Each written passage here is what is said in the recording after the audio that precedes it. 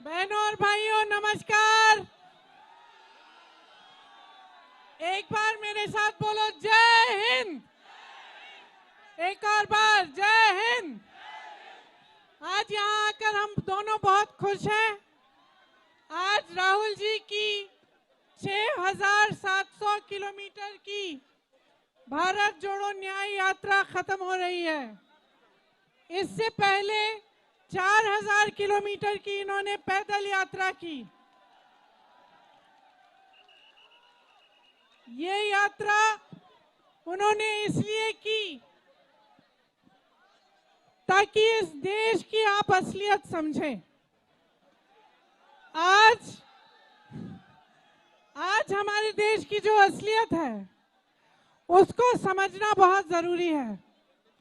तो ये पूरी यात्रा जो है ये आपको जागरूक बनाने की यात्रा थी। आज हमारे देश में जनता की जागरूकता पर सबसे बड़ा आक्रमण हो रहा है। इसका मतलब है कि आज के दिन में जो आप मीडिया पे देखते हो, जो आप बड़ी बड़ी जो बड़ी बड़ी बातें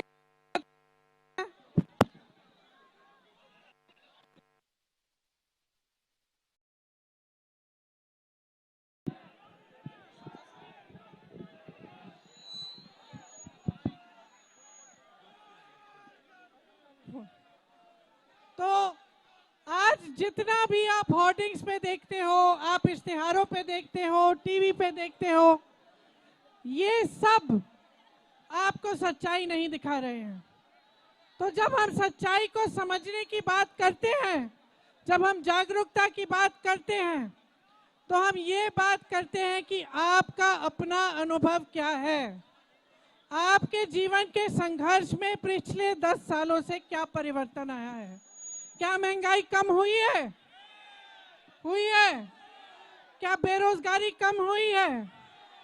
क्या आप समझ रहे हैं कि ये सरकार 2 स्तर पर चल रही है। एक स्तर पर आपको ये दिखाया जा रहा है कि बड़े बड़े इवेंट हो रहे हैं, बड़े बड़े काम हो रहे हैं, और दूसरे स्तर पे इस तरह के निर्णय लिए जा रहे हैं जिससे आपकी कमर तोड़ी जा रही है। चाहे नोटबंदी हो, चाहे जीएसटी हो। आज रास्ते में एक जने आए, उन्होंने हमसे कहा कि उनका पूरा कारोबार जीएसटी की वजह से खत्म हो गया। चाहे बेरोजगारी की बात हो। एक और आए थे हमारे पास, एक लड़का आया, उनका नाम गुलशन था, आज ही इसी यात्रा में। और गुलशन ने हमें बताया कि अग्निवीर की परीक्षा 2 बार उन्होंने क्लियर की है, लेकिन वो जाना नहीं चाहता। वो कह रहा था उलझन में है, जाना नहीं चाहता, क्योंकि 4 साल के लिए उनके पिताजी कहते कि तुम क्या करोगे जाके। तो आज जो सरकार निर्णय ले रही है युवाओं के लिए, रोजगार के लिए, जिस तरह से पेपर लीक हो रहे हैं, जिस तरह से हर स्तर पर जो निर्णय लिए जा रहे हैं वो आपके खिलाफ लिए जा रहे हैं, गरीबों के खिलाफ लिए जा रहे हैं। दूसरी तरफ आप देख रहे हैं कि बड़े बड़े उद्योगपति क्या कर रहे हैं। आप देख रहे हैं कि पूरे देश की संपत्ति उनको दी जा रही है। आप खुद इसका अनुभव कर रहे हैं। तो मैं सिर्फ आपको ये कहने आई हूं कि आपकी जागरूकता आपको खुद बनानी पड़ेगी। आपको खुद अपने जीवन के अनुभव को देखना पड़ेगा और समझना पड़ेगा, और ये समझना पड़ेगा कि ये सरकार पिछले 10 सालों से जो इस देश में चल रही है वो आपके खिलाफ काम कर रही है, गरीबों के खिलाफ काम कर रही है। इसीलिए जो ये न्याय यात्रा है और जो भारत जोड़ो यात्रा है, ये आपके अधिकारों के पक्ष की यात्रा है। और मैं आप सबको धन्यवाद देना चाहती हूँ कि इतनी बड़ी तादाद में आप यहाँ आए हमारे स्वागत करने के लिए। और राहुल जी का धन्यवाद देना चाहती हूँ कि इतनी मेहनत वो इसलिए कर रहे हैं ताकि आप जागरूक बने, ताकि आप अपने अधिकारों को समझें और आप इस देश को ऐसे लोगों से बचाएं जो इस देश को बर्बाद करने पे तुले हैं। धन्यवाद। अब राहुल जी आपसे 2 शब्द कहेंगे।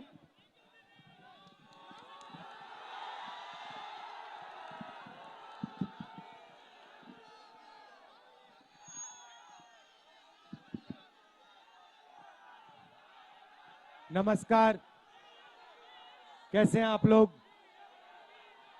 ठीक हैं? अच्छा, थोड़ा शांत हो जाएं, शांत हो जाएं, थोड़ा आसान हो जाएगा। पिछले 60 दिन से मैं भाषण दे रहा हूं, तो थोड़ा शांत हो जाएं।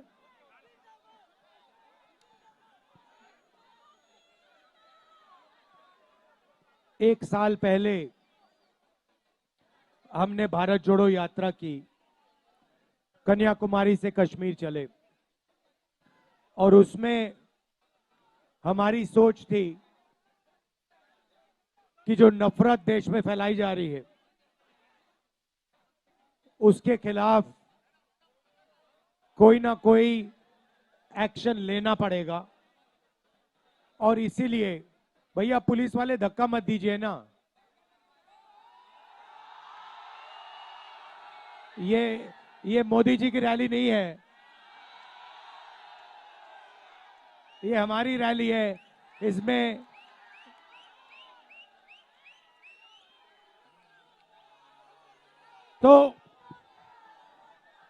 तो हमने पिछले वाले यात्रा में नफरत के बाजार में मोहब्बत की दुकान खोली, और पिछली यात्रा में बहुत सारे लोगों ने हमें कहा कि देखिए आप 4000 किलोमीटर चले, मगर बहुत सारे ऐसे प्रदेश हैं जहां आप गए नहीं। उड़ीसा नहीं गए, झारखंड नहीं गए, छत्तीसगढ़ नहीं गए, बंगाल नहीं गए, असम नहीं गए, बिहार नहीं गए, तो आपको दूसरी यात्रा करनी चाहिए।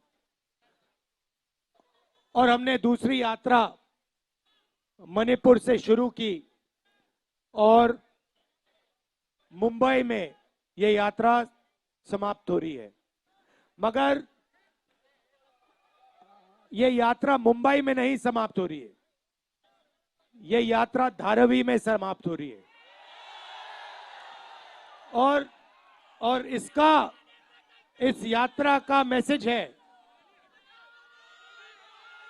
नहीं सुनो, मैं आपसे सुपरफिशियल बात नहीं करता हूं, मैं गहरी बात करने आया हूं आपसे। देखिए, ये जो धारावी है, ये हिंदुस्तान का हुनर का कैपिटल है।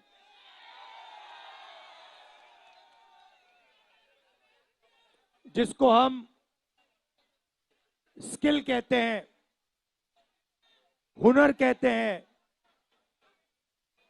जिसको जुगाड़ कहा जाता है, ये इन चीजों का कैपिटल है, राजनीति है हिंदुस्तान में हुनर की। और शुरुआत हमने कहा कि मणिपुर में, क्यों? क्योंकि मणिपुर में बीजेपी ने सिविल वॉर का माहौल बना रखा है। भैया पुलिस वाले धक्का मत दो, कुछ नहीं होने वाला।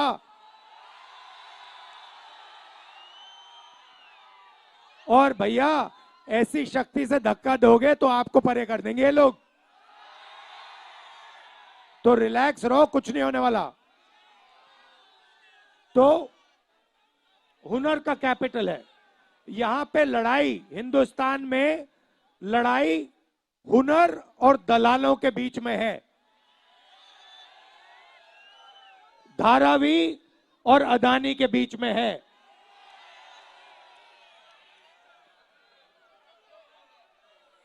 और इसीलिए यात्रा में हमने न्याय शब्द जोड़ दिया।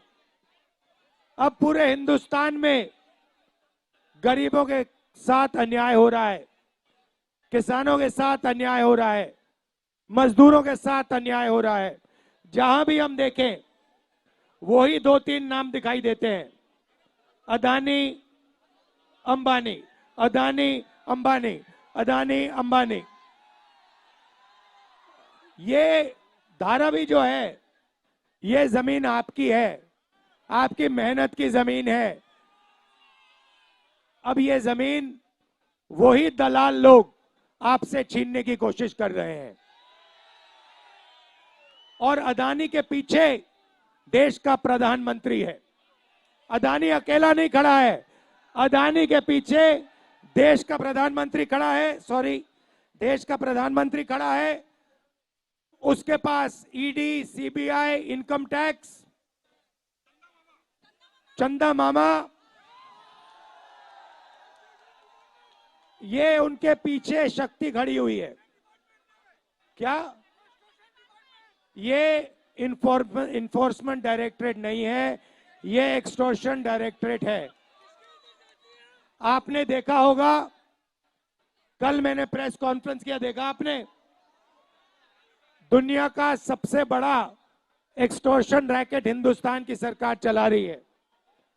हजारों करोड़ रुपए नरेंद्र मोदी की पार्टी को बॉन्ड्स में दिए गए। क्यों दिए गए? 3 कारण है, 3 तरीके हैं।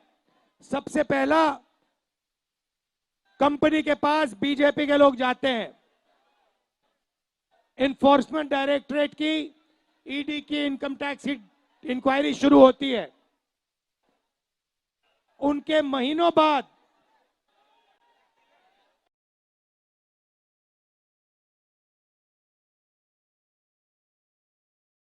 इंक्वायरी आस्ते आस्ते आस्ते खत्म हो जाती है। यह है पहला तरीका, यह है मोदी का पहला तरीका। दूसरा तरीका, कंपनी के पास जाते हैं, कहते हैं देखो धारावी में प्रोजेक्ट है, तुम लोगों को हम प्रोजेक्ट देंगे, रेवेन्यू शेयर बीजेपी पार्टी को देना पड़ेगा,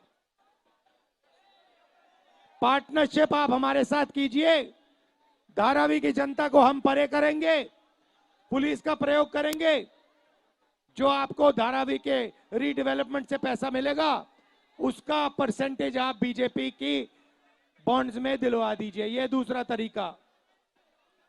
और तीसरा तरीका, सीधा जाके कंपनियों से ये हफ्ता लेते हैं। ये है 3 तरीके नरेंद्र मोदी के भ्रष्टाचार के। अब मैं आपसे सवाल पूछना चाहता हूं, हिंदुस्तान में पिछड़े वर्ग के कितने लोग हैं? कितने % हैं पिछड़े वर्ग के लोग हिंदुस्तान में? कितने हैं? 50% हैं। दलित कितने हैं? 15%। आदिवासी कितने? 8%। माइनॉरिटी कितने? 15। सब मिला के कितने हुए? 90, तकरीबन 90। मीडिया में 90% के कितने लोग? मीडिया में 90% के कितने लोग? इनकी मालिकों की लिस्ट निकालो, आपको एक ऐसा नहीं मिलेगा, एक मालिक नहीं मिलेगा जो पिछड़ा, दलित, आदिवासी हो, एक नहीं मिलेगा। फिर आप हिंदुस्तान की सबसे बड़ी 200 कंपनियों की लिस्ट निकालो, मालिकों की लिस्ट निकालो, उसमें आपको एक पिछड़ा वर्ग का नहीं मिलेगा, एक दलित नहीं मिलेगा, एक आदिवासी नहीं मिलेगा। आप ना बड़ी कंपनियों में हो, ना मीडिया में हो, तो हो कहां आप लोग? कहां हो? मीडिया में नहीं हो, बड़ी कंपनी में नहीं हो, बड़े अस्पताल, बड़े स्कूल कॉलेजेस के सरकार में भी नहीं हो। हिंदुस्तान की सरकार को 90 लोग चलाते हैं, उसमें से 3 ओबीसी हैं, 3 दलित हैं, 1 आदिवासी है। हिंदुस्तान की सरकार 100 रुपए खर्च करती है बजट में, तो 90% को 6 रुपए मिलते हैं। 6 रुपए 90% के अफसर निर्णय लेते हैं। भाइयों और बहनों, आप कहीं हो ही नहीं, आप कहीं नहीं हो। आपको कहा जाता है, आपको कहा जाता है भारत माता की जय बोलो। भारत माता में 90% आप लोग हो, 90% आप लोग हो, मगर देश की भागीदारी में, देश के धन में आपकी कोई भागीदारी नहीं है। आप मजदूरी करते हो या फिर आप बेरोजगार हो या फिर आप कॉन्ट्रैक्ट लेबर करते हो, मनरेगा का काम करते हो। ये भैया, हाँ? क्या ये इसको ठीक करो ना, माइक को ठीक करो। हेलो, तो आप लोग कहीं नहीं हो। पहले आपके रास्ते थे, आपका रास्ता सेना में जाने का था, उसको बंद कर दिया, अग्निवीर लागू कर दिया। अब आपको कहते हैं कि दो तरीके के शहीद होंगे, एक को शहीद का दर्जा मिलेगा, दूसरे को शहीद का दर्जा नहीं मिलेगा। चाइना के सैनिक 5 साल ट्रेनिंग करेंगे, हमारा अग्निवीर 6 महीने ट्रेनिंग करेगा, और जब अग्निवीर शहीद होगा उसे ना पेंशन मिलेगी, ना उसे शहीद का दर्जा मिलेगा। उसे कहा जाएगा आप मर गए मगर आप शहीद नहीं हो। पब्लिक सेक्टर को ये एक के बाद एक बेच रहे हैं। किसके हाथ में दे रहे हैं? उन्हीं अदानी अंबानी के हाथ में दे रहे हैं। हाँ, तो यही बात हो रही है। मैं आपसे सिर्फ ये कह रहा हूं, आप जग जाओ। आपको लूटा जा रहा है, 24 घंटे आपको लूटा जा रहा है और आप देखते जा रहे हो। मैनिफेस्टो में हमने क्रांतिकारी काम करना है। पहला काम जाति जनगणना, इससे सबकी गिनती हो जाएगी, सबको पता लग जाएगा किसकी कितनी आबादी। उसके बाद इकोनॉमिक सर्वे होगा, फाइनेंशियल सर्वे होगा, हिंदुस्तान की सब संस्थाओं का सर्वे होगा। सबको पता लग जाएगा हिंदुस्तान के धन में किसकी कितनी भागीदारी है। दूसरा कदम, 1 लाख रुपए हिंदुस्तान की हर गरीब महिला को हमारी सरकार देने जा रही है। ये 16 लाख करोड़ रुपए इन्होंने 20 लोगों 25 लोगों का कर्जा माफ किया है। ये हर रोज अरबपतियों को धन देते रहते हैं, बांटते रहते हैं। इसीलिए हम हिंदुस्तान की गरीब महिलाओं को 1 लाख रुपया साल का, 8,400 रुपए महीने का देने जा रहे हैं। आखिरी बात मैं आपसे कहना चाहता हूं, देखिए ये धारावी आपका है, ये आपका है और ये आपका रहना चाहिए। यहां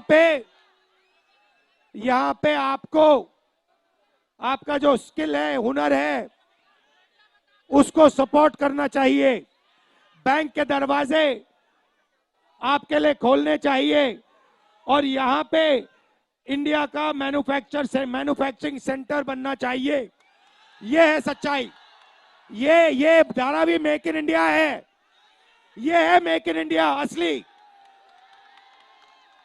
और ये सोचते हैं कि देश दलालों से बनता है। देश दलाल नहीं बनाते, देश आप जैसे लोग बनाते हैं। ये मेरा आपके लिए मैसेज है। आपने इतने प्यार से मेरी बात सुनी, दिल से बहुत बहुत धन्यवाद। हाँ, मेहनत आप करते हो और पैसा अदानी ले जाता है। बहुत बहुत धन्यवाद आप सबका, पुलिस वालों का धन्यवाद। जय हिंद।